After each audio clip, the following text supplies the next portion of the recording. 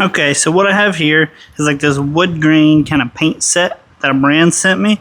I'm going to be trying it out, opening it up for the first time. I've had one of these before. I kind of used it wrong. So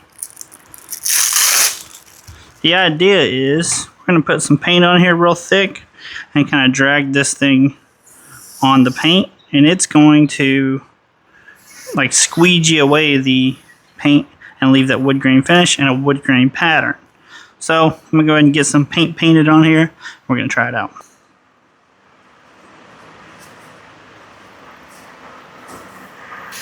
Okay, so go ahead and get your paint down. You're going to start with it like this. Kind of run with it and then turn it. See how it's making that pattern? Didn't like it that time, we'll do it again. Do a little bit different pattern here. Let's try a different tool. Okay, I'm going to use the blue one now. Put it back on there. See that nice little wood grain pattern that it made? And obviously, white's probably not the best color for showing the wood grain pattern. I'll use like black or something like that. But that's pretty much how it works. You can see it has a nice wood grain pattern there. And, you know, try different colors, try different ways. I'm going to see how this roller works as well. Okay, I got the cardboard painted here. Hold that down. I noticed that it's sliding, probably because it's on cardboard. Let's see if I do it on this one. Okay, yeah, see that nice wood grain pattern there?